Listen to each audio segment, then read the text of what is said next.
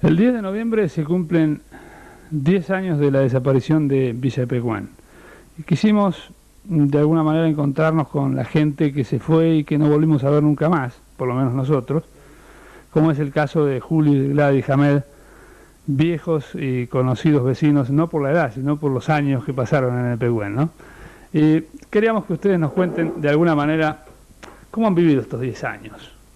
¿Qué fue de ustedes después del 10 de noviembre del 85? Gracias a Dios, bien. Bien en el sentido de que el drama que sufrimos aquel 10 de noviembre de 1985 a las 6:30 de la mañana lo hemos superado en parte. Pero el recuerdo de lo que fue, no la villa turística del lago Epecuén, como están acostumbrados a decir en este momento, sino el lago Epecuén. El lago Epecuén era una localidad, no era una villa turística, una localidad con todos sus servicios esenciales, agua, terminal de ómnibus, colegios, que lamentablemente aquel 10 de noviembre, en 2 horas y media, desapareció bajo las aguas. Perdónenme por la emoción. Es que con el correr de los años, cada vez extrañamos más lo que fue nuestro pueblo del lago Epecuén. Lamentablemente, lo de Epecuén no fue un caso del día 10 solamente. Hacía varias semanas que el drama se nos venía. 24 horas antes, los bomberos, con las autoridades de hidráulica, con las autoridades municipales, recorrían las calles, nos alertaban sobre el posible peligro que corríamos. Pero todos estábamos aferrados a nuestra pequeña patria. Lamentablemente, si lo hubiéramos pensado con la cabeza fría, hubiéramos podido salvar muchos de nuestros bienes. Cuento un caso. En mi negocio, el día antes del drama, hasta las 11:30 estuve despachando, de la noche hasta las 23:30 horas, estuve despachando en mi negocio. Se acercaban muchos de mis ex vecinos y en todo momento a preguntarme algo que a mí me puso en un compromiso tremendo. Julio, ¿qué vas a hacer? Esperamos que vos decidas. Lo que hagas vos hacemos todo. Yo les hice ver que yo trataría de estar en Epecuén hasta último momento.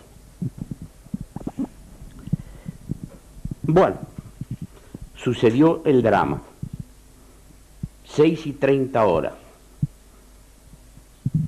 10 de noviembre de 1985. Se levantó un viento. El terraplén estaba humedecido de ambos lados, una por lluvias de semanas anteriores y otra porque se dieron las causales, que la máquina Poclair, que nos salvaba el terraplén, que nos levantaba las piedras y reforzaba el terraplén, se había roto un repuesto y no se conseguía. Un motor de camión grande Ford que sacaba el agua por una bomba que se había puesto en una de las puntas del espejo de agua, se había roto. La otra bomba grande que estaba frente a lo que era el Hotel Las Delicias, que era la de más caudal, se había hecho una fisura que 24 horas antes no la pudimos tapar ni con alpilleras ni con nada, y era una fisura de 30 a 40 centímetros.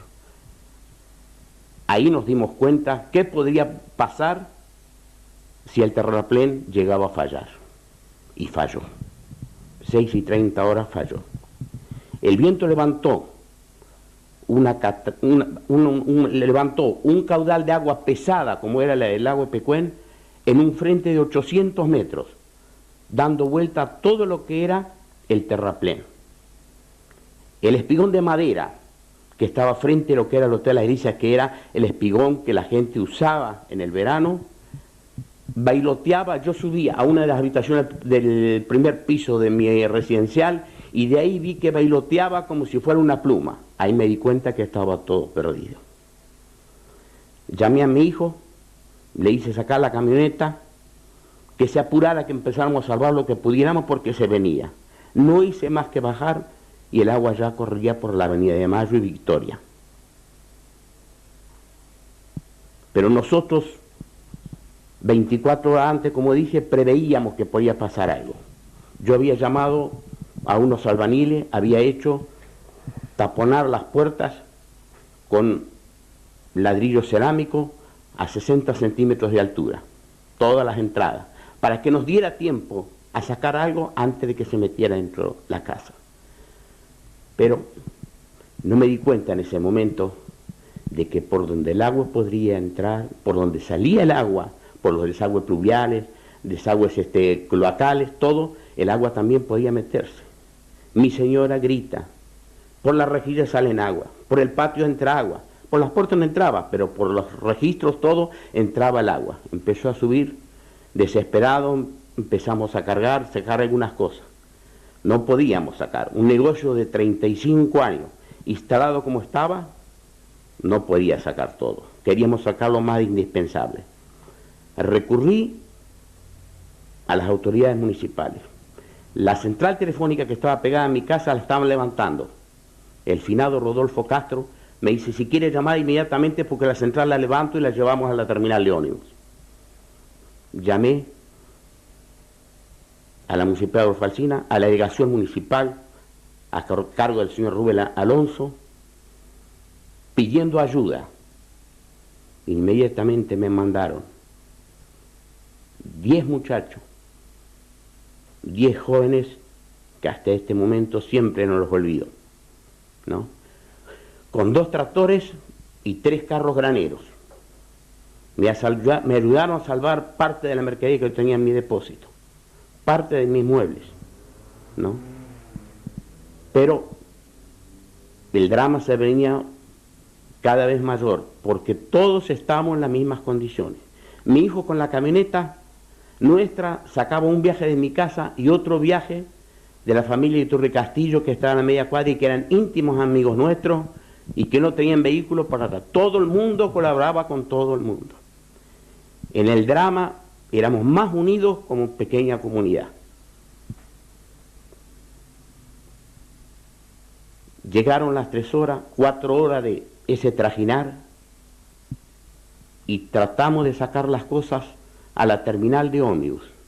La terminal de ómnibus, que es la parte más alta de la localidad. Había 11 metros de diferencia con el centro del pueblo, con el lugar donde estaba el complejo turístico. De ahí, después,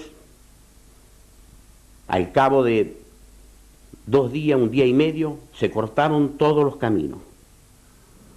No había recursos para salir para el lado de Carué. Quedaba uno solo, la estación del ferrocarril Sarmiento. Las autoridades de ese entonces, de Ferrocarriles Argentinos, Administración Ferrocarril Sarmiento, puso a disposición de la municipalidad y del pueblo de Pecuén una máquina con 2 coches pasajeros y 3 furgones. Con eso se acarreó todo lo que pudo de la localidad del lago Pecuén, todo lo que pudo salvar si era depositado donde el interesado quisiera, en la estación de Carué y en el pueblo de Carué. De ahí mismo había camiones que llevaban al pueblo de Carué donde lo quisieran poner las cosas. Las autoridades municipales de aquel entonces se portaron magníficamente. Tal es así que Carué cerró todo. Bancos no trabajaron. Colegios suspendieron las clases, primarios y secundarios. Todo el pueblo de Carué, arriba de esos vagones, a ir a ayudar a la gente de Pecuén.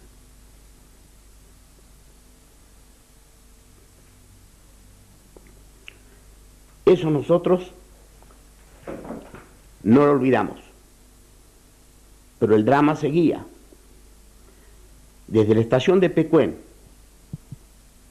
hasta el centro del pueblo, el camino arbolado y que era pavimentado, digo, porque se hicieron dos pozos tremendos, que se fueron dos máquinas Caterpillar abajo y no las podían sacar. Abrieron huella por los campos. El barro era tan inmenso que se enterraban todos los camiones. ¿Qué pasó? El 5º Cuerpo de Ejército de Bahía Blanca hizo enviar una dotación de soldados a cargo de varios suboficiales y 2 camiones y un Nimog. Con eso, mucha gente pudo salvar muchas de sus cosas, entre ellos nosotros. Siempre le estaremos agradecidos a las autoridades militares de ese entonces.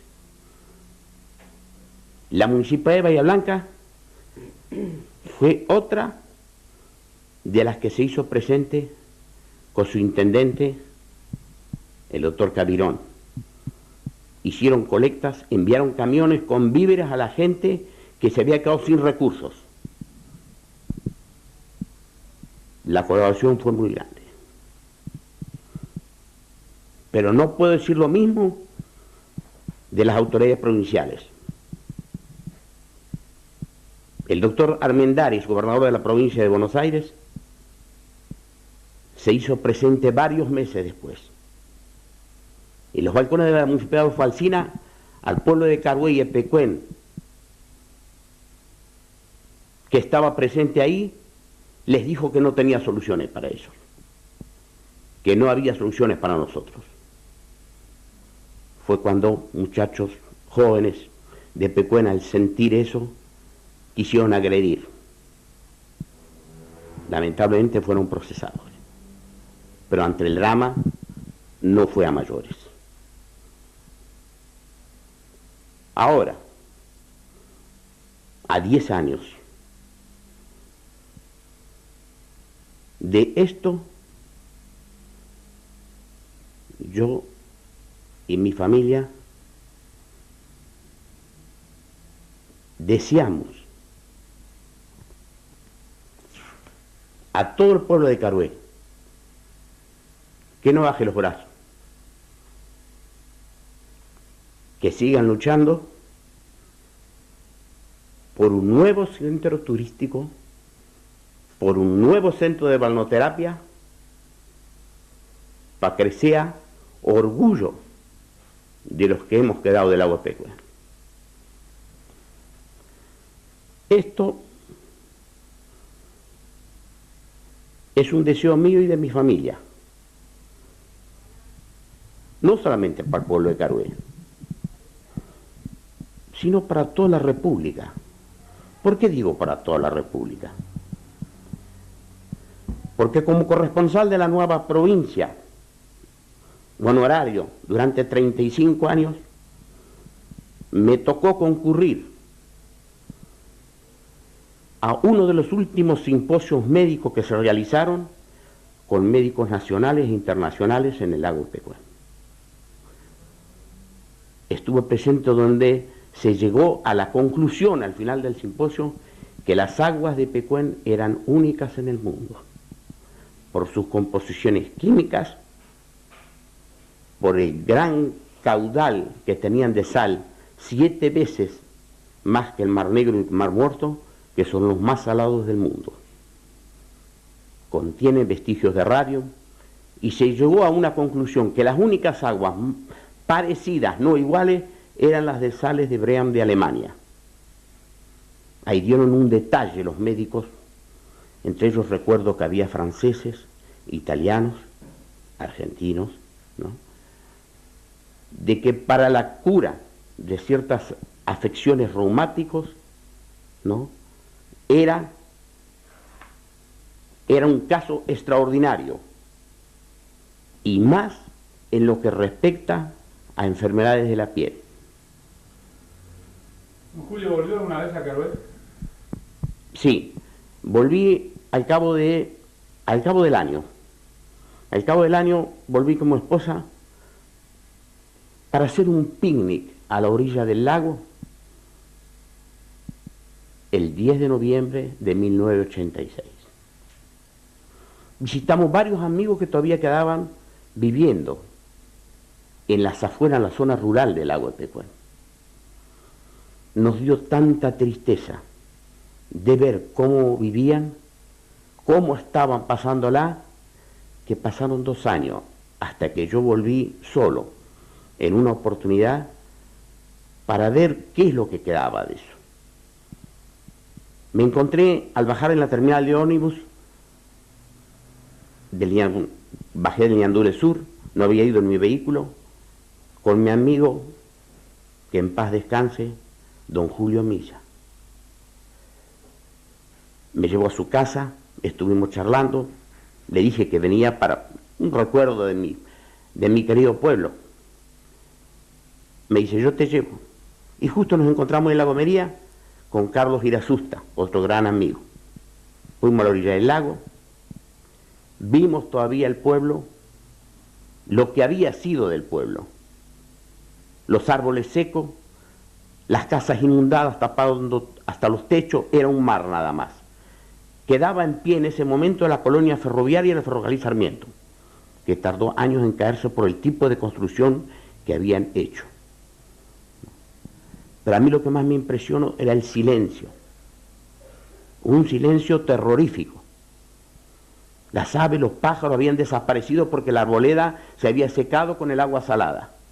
No se sentía más que el plac, plac del agua salada que golpeaba sobre las calles de la orilla, que ahí tenían una altura de 8 a 10 metros al centro donde estaba inundado. Me impresionó tanto que casi me descompongo, y mi amigo Julio Milla dice, vámonos Julio, vámonos, no vuelvas porque esto te hace mal. Pero yo quería ver nuevamente a mi pueblo.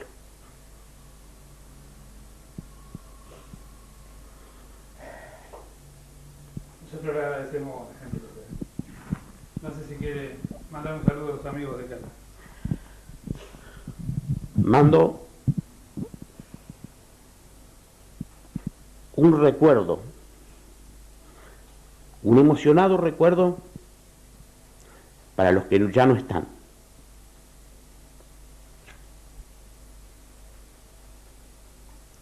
Y un abrazo